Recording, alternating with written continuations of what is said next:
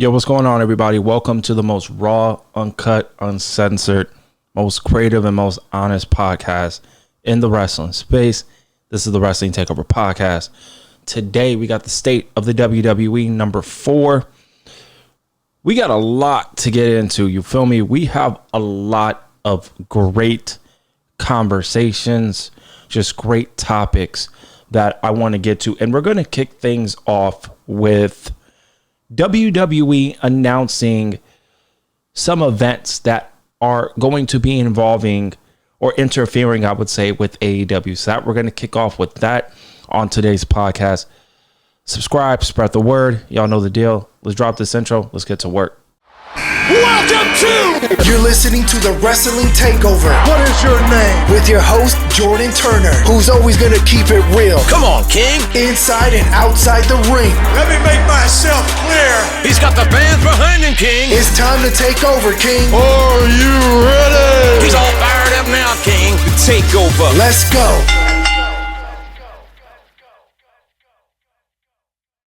Y'all know what it is. It's your boy, Jordan Turner, back once again with another great audio, video / conversation about the state of the WWE.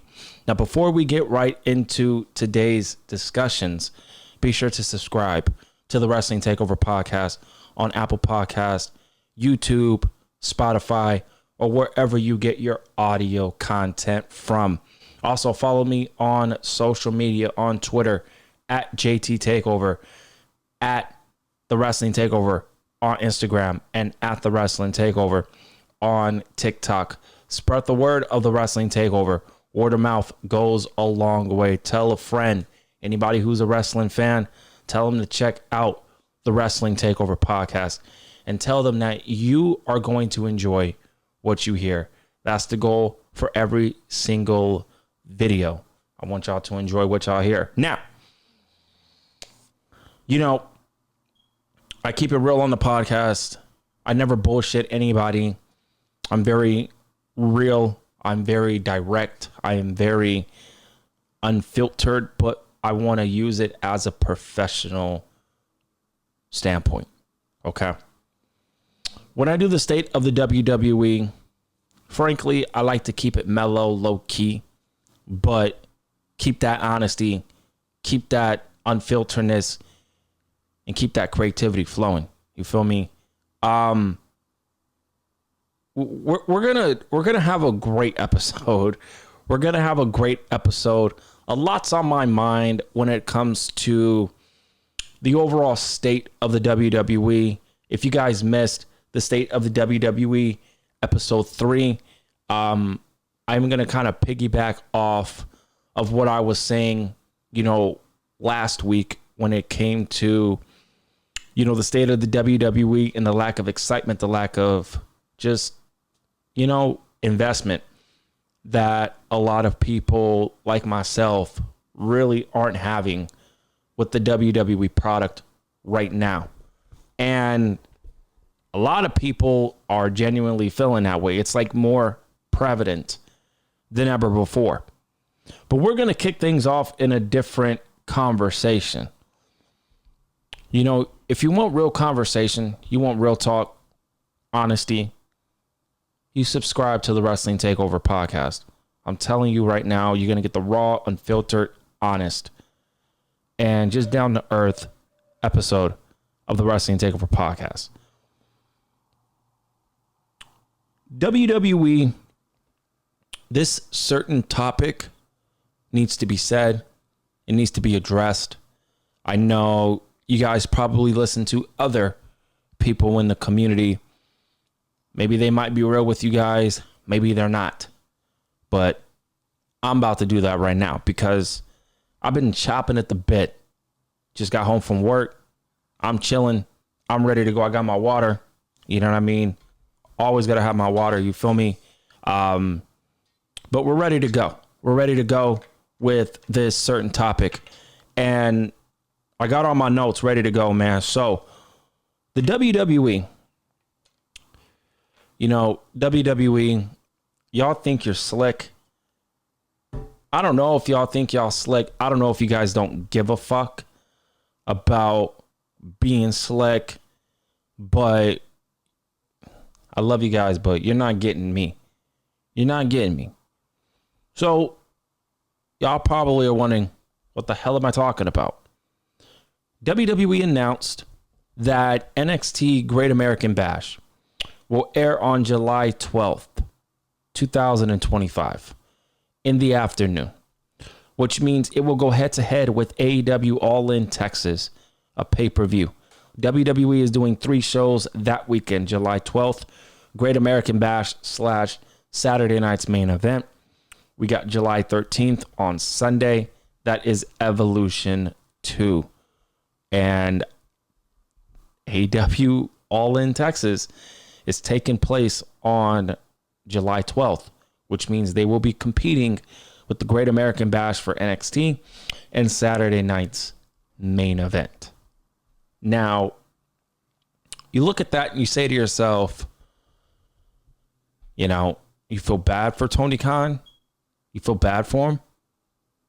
I feel bad for him a little bit, you know, but this is what the WWE does. And before I read a new report that I just recently seen on my news feeds before I hit record, before I talk about that, I need to get this off my chest right now.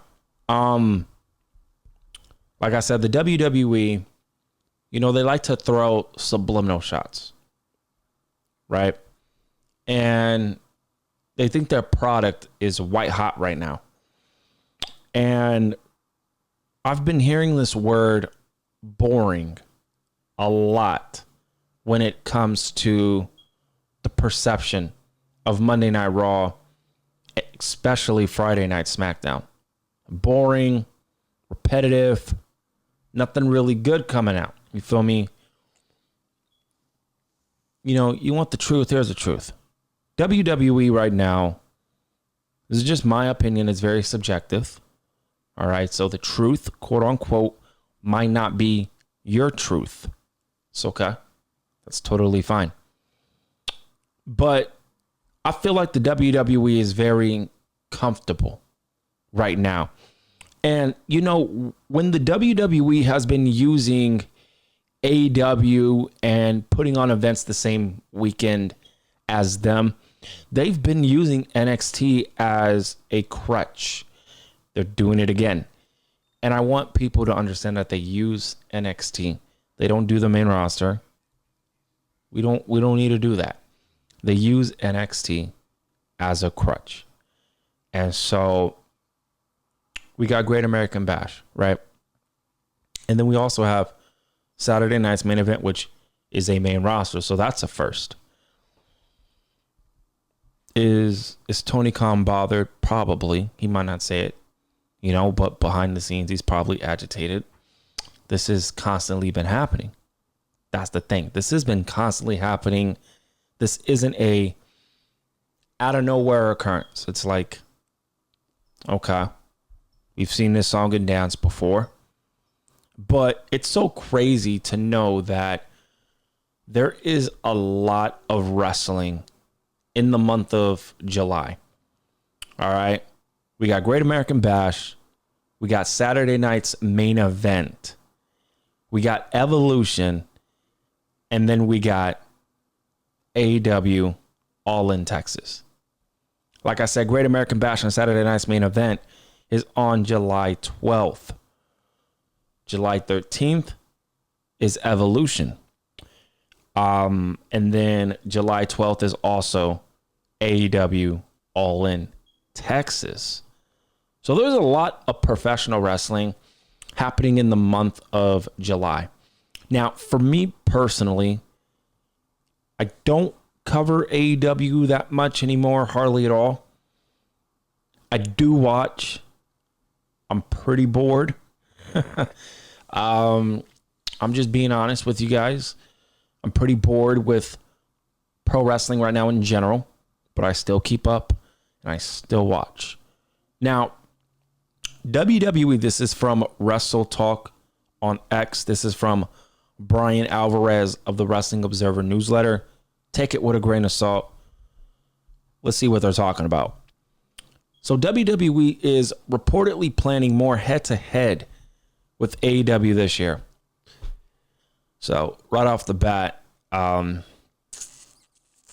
we're doing this tit for tat thing. All right. They need some amusement.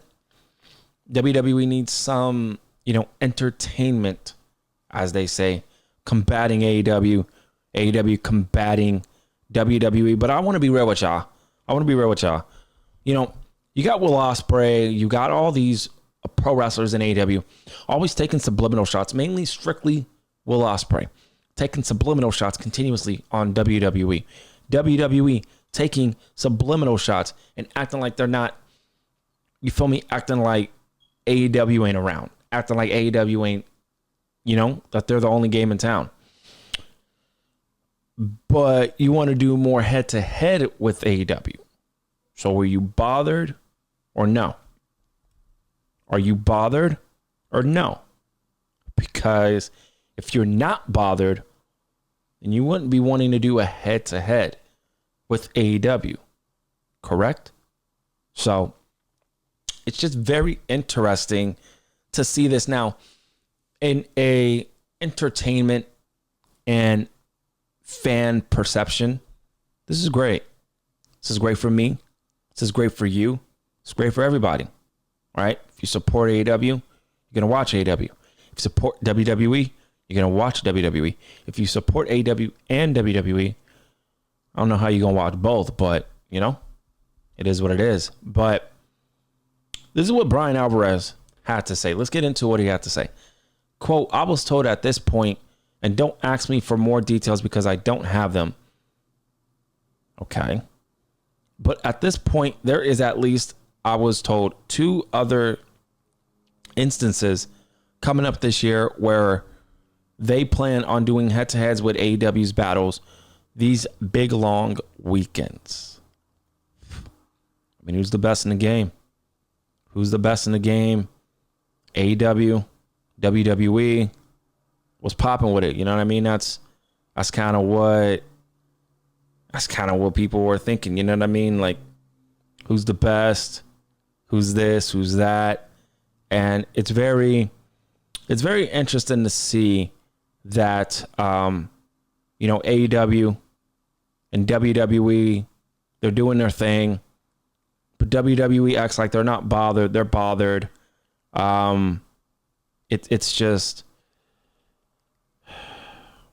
I don't know, man. It's just very interesting to see the perception from fans, the perspectives from fans, and from the WWE and from AEW. The head-to-heads are crazy. The month of July is going to be hectic, right? It's going to be very hectic. A lot of wrestling shows. Don't even forget AEW Dynamite. Don't forget AEW Collision. Don't forget Monday Night Raw. Don't forget Friday Night SmackDown. And don't forget NXT. There's just so much that's going to happen in the month of July, man. In the month of July, it's going to be crazy. WWE needs to worry about the WWE. AEW, you need to worry about AEW. Don't worry about what the WWE is doing. Don't worry about it. You feel me? Let them go. Let them do what they got to do. WWE, same thing. Don't worry about AEW. Let them do what they got to do. At the end of the day, though, this benefits the fan base. This benefits everybody because a lot of people are really going to act like, I got to watch this. Oh, I got to watch that. I got to do this. I got to do that. There's a lot. You know what I mean? And you look at it and it's like, which one do I have to watch? Do I have to watch AEW? Do I have to watch the WWE? Like, what's going on? You know what I mean? And so I think it's just fun overall from the fans' point of view. From the WWE and AEW side, it's entertainment.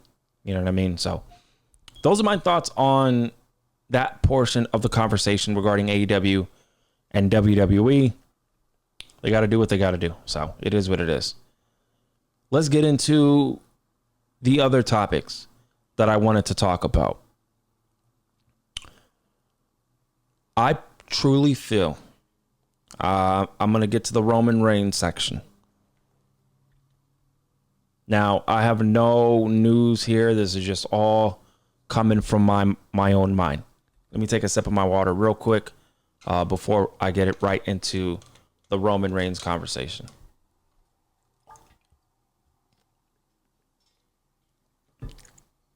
Ooh, that's so good, bro. Drinking water, man, it's good for you. Drink some water, for real. All right, real talk. Let's get right into it, man. Roman Reigns. You know, I was watching a lot of opinions on YouTube. And some of them were talking about Roman Reigns. And you look at where Roman Reigns, and this is just coming from a fan of his and just kind of selfishly, you know, the OTC run of Roman Reigns so far, I haven't really liked it. I haven't really liked it. I don't hate it, but it's not, you know, it's cool for what it was. I think I would kind of describe it as it's cool. My favorite, you know, run of Roman Reigns was the Gold Glove, the Thanos run of Roman Reigns. That was one of the best character arc runs in WWE history. It's one of the greatest runs of a character in WWE history.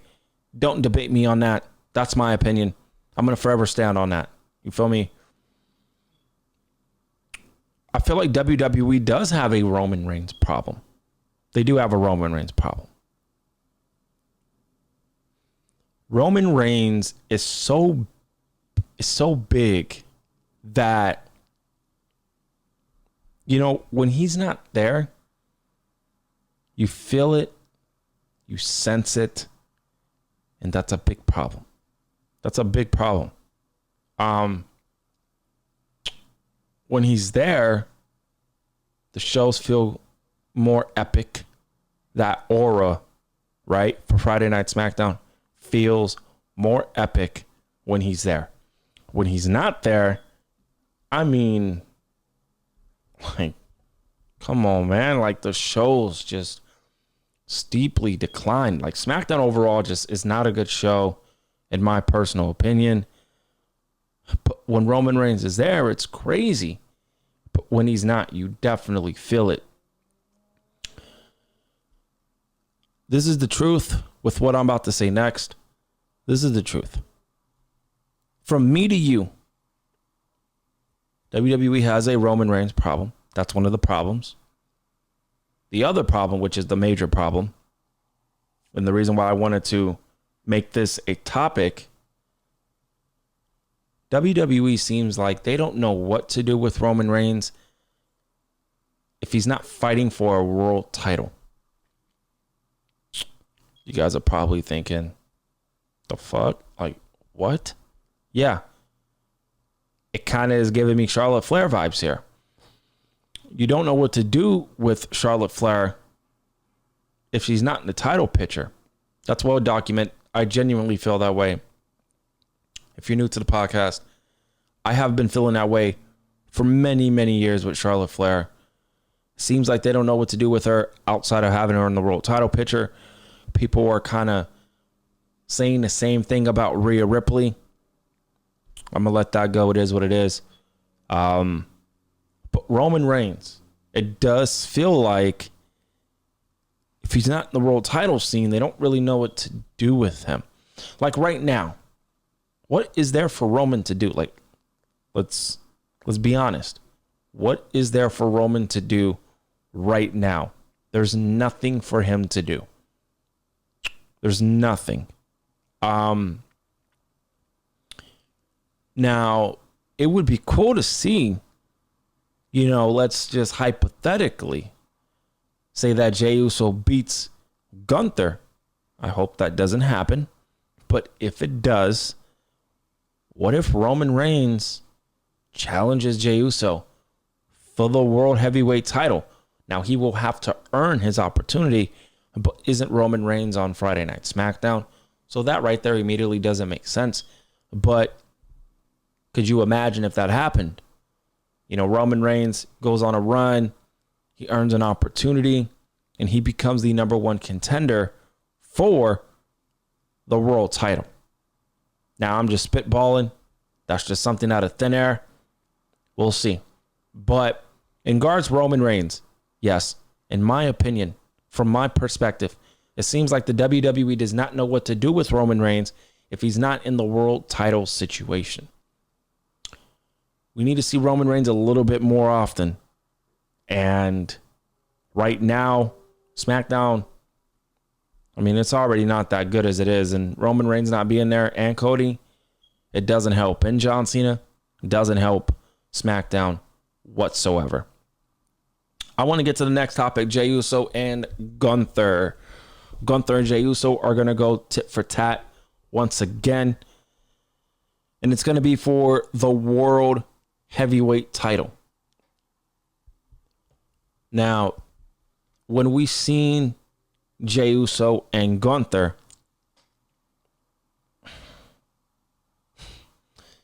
Jey Uso made Gunther tap out. That's crazy to me, but yeah, he tapped out. So it's just, I don't know. That still bothers me to this day. I ain't even gonna lie to y'all. That shit still bothers me, but it is what it is, right? It happened. Let's move on. Cool. Now Gunther's gonna earn another opportunity again to go after the World Heavyweight title, and we're gonna get Gunther versus Jey Uso for the World Heavyweight title, and yeah, we're gonna get that. So now here's the thing. Here is the situation where we're at right now. Is Gunther gonna win that title back? That's the main question, bro. That's the main question. Is Gunther gonna win that title back?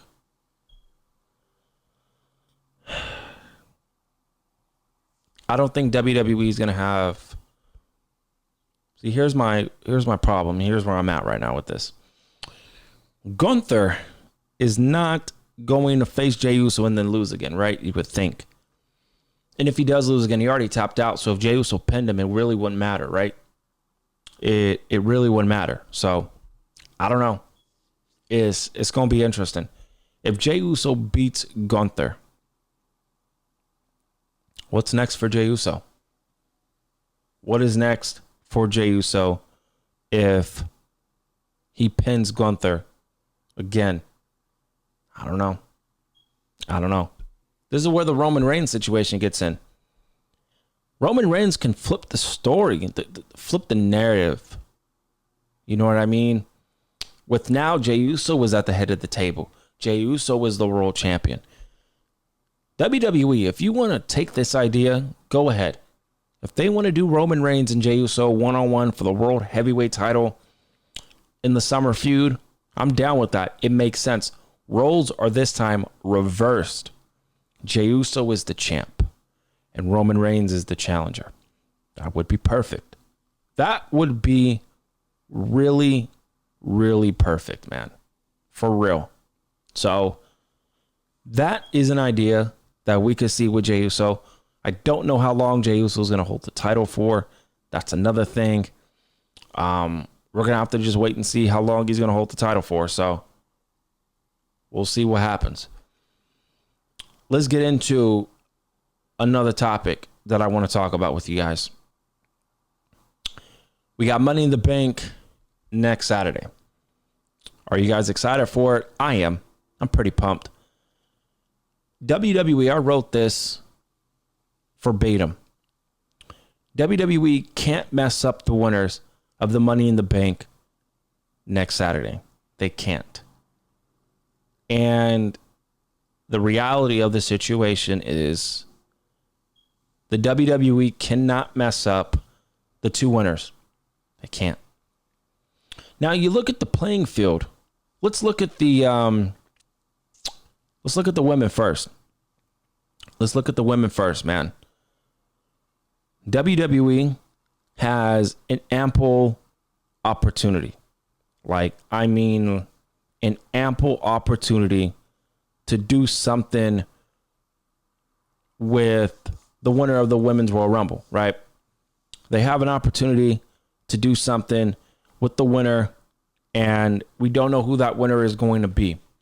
Now, the favorites are Naomi, Rhea Ripley, Alexa Bliss, and the two wild cards are Roxanne Perez and Julia. You look at the men, Solo Sikoa is a favorite, Seth Rollins, right? LA Knight. Those are the three favorites. One of those three men I do see winning the Money in the Bank. For the women,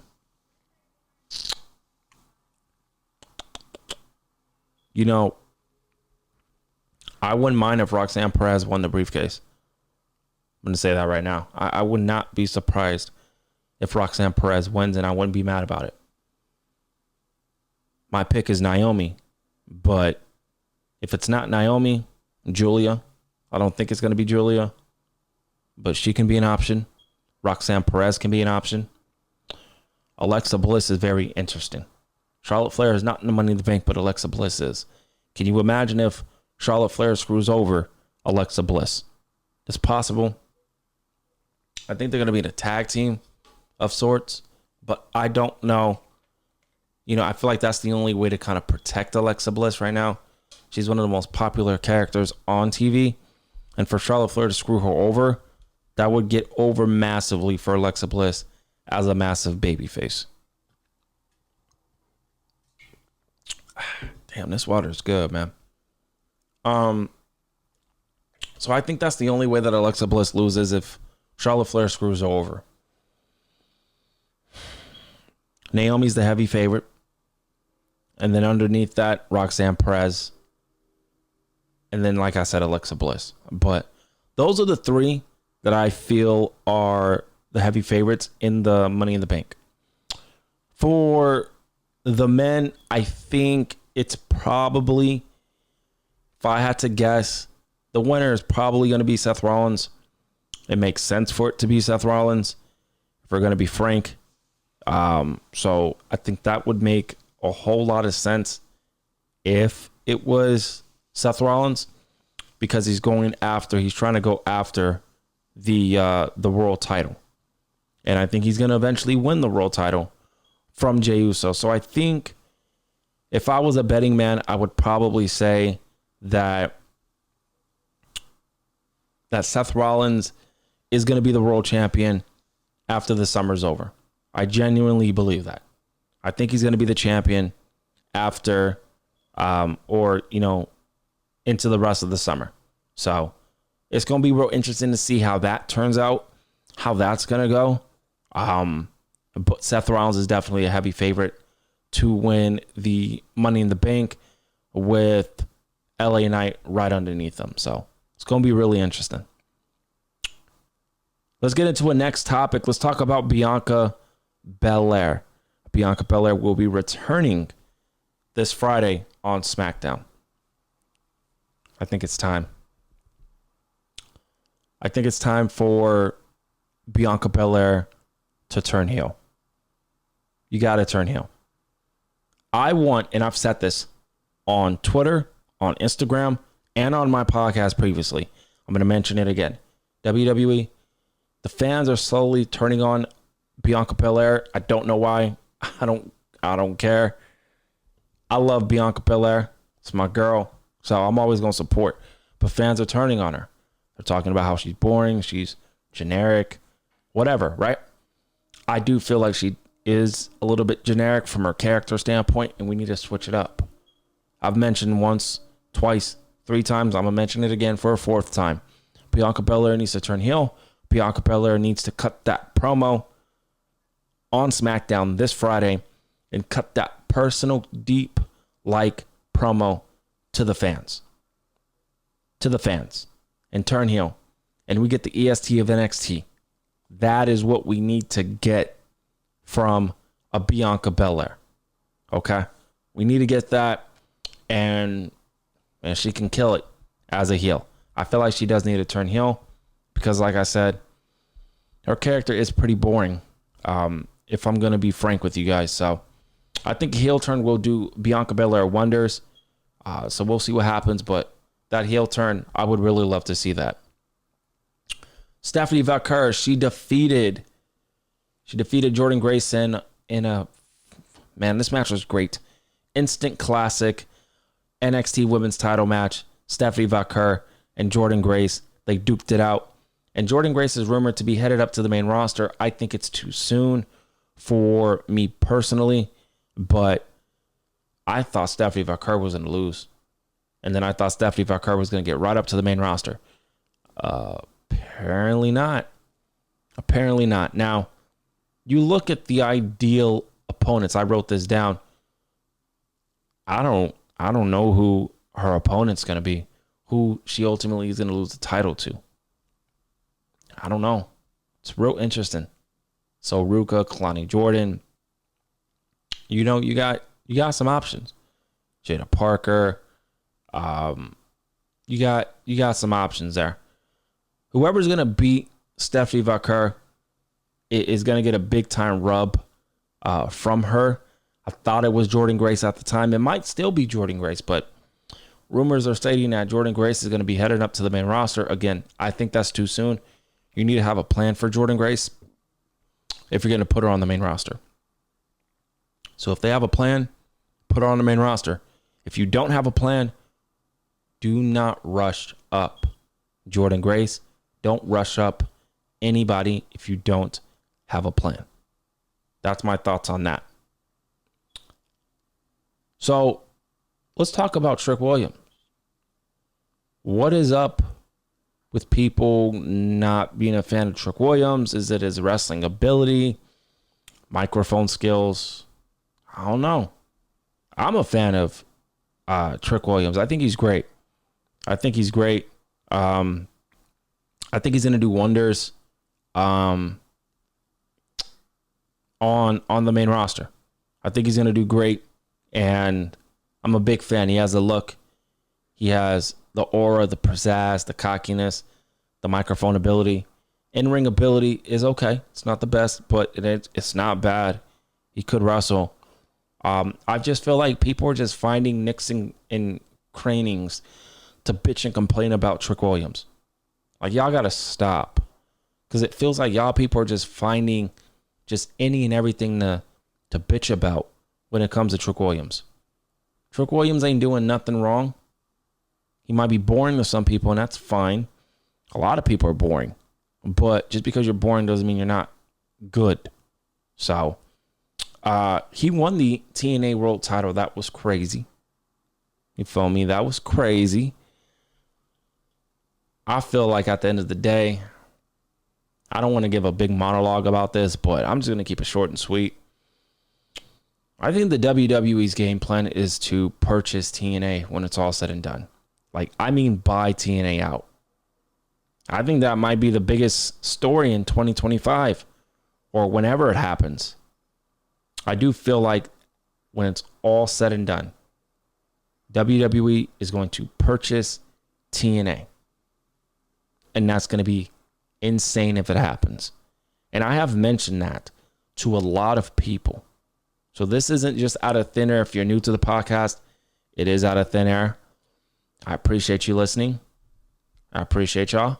But if you're an OG, this ain't out of thin air. I've been saying this. Now, we don't know if it's going to happen. I might be blowing smoke. You feel me? But it's something that really needs to be talked about. And it really needs to be brought to the table. So it's going to be interesting. Trick Williams, big fan. He's going to do some great things. I can't wait to see what's next for him. Let's talk about one more topic before we get out of here, guys. Thank you guys so much for tuning in to the Wrestling Takeover podcast. Be sure to subscribe to the podcast on Apple Podcast, YouTube, Spotify, or wherever you listen to audio/video, a podcast. Rate the podcast 5 stars. If you guys don't mind, on Spotify, Apple Podcast. Leave me a comment down below on YouTube, man. youtube.com/JTTakeover/videos. Leave me a comment on every video that you guys listen to, that you guys watch. Let me know what you guys are thinking about all of today's conversations on the Wrestling Takeover podcast. YouTube algorithm, man. Let's get those likes up. Let's get those comments up. Spread the word of the Wrestling Takeover podcast. Word of mouth goes a long way, man. I want to end it with this before we get out of here, guys. You know, you look at WWE and the state of WWE. They put out a lot of shows.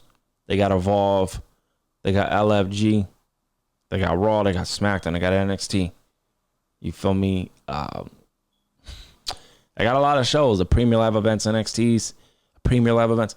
They got a lot. Saturday Night's Main Event. Come on now. They have a lot of shows. And people like myself, I'm a Marvel fan. I'm a Marvel fan. And a lot of us throughout the years have been complaining, justifiably so, about Marvel being about quantity over quality. Ladies and gentlemen, I'm sorry to break it to you. If you don't agree with what I'm about to say, that is fine, but it's the truth. WWE is doing more quantity over quality. Now, the quality isn't bad. I'm not saying that they're terrible, but TKO, their main focus is quantity over quality. And we got a problem. Too many shows, too many things to keep up with. I keep up with it as much as I can. But it's too much. It's too much. People are complaining about, WWE only has 5 matches. They need to have from 6 to 8. Sometimes WWE has 6, but I feel like a lot of people want 8 matches. Listen, if they have 8 matches, 8 of those matches need to be important and valuable. You cannot just have 8 matches on the card. I've said that since day one. It's quality over quantity. If those 8 matches make sense to happen, do it. If not, don't do it. Not everybody deserves to be on the card. I genuinely feel that way. Much love and respect to all the pro wrestlers. I want everybody to be on the card, but you need to book your biggest stories on that particular card and save the rest of the other ones for a SmackDown, for a Raw, NXT, and build those weekly TV shows up with those big time matches. WWE has done that from time to time. They need to continue to do that. I think the WWE needs to focus on quality over quantity. TKO is about quantity over quality. It's pathetic. It's disgusting. TKO, the prices for tickets, man, it's skyrocketing. But at the end of the day, I got to be real with y'all. People are purchasing them. So if TKO sees that, they're going to think they're doing something right. Fans, they don't think so. But at the end of the day, there's fans that are purchasing these tickets. So it is what it is, man. But I want to talk about that because WWE really needs to focus more on quality over quantity. So let me know what you guys think about this episode. Let me know what you guys think about this. These, past videos that you guys have been listening to. I appreciate y'all tapping in and kicking in with your boy, Jordan Turner, host of the Wrestling Takeover podcast, the most creative and honest podcast in the space, the most raw, unfiltered, authentic wrestling podcast that you will ever listen to. I appreciate y'all kicking it with me. I'll see you guys next time on a brand new video.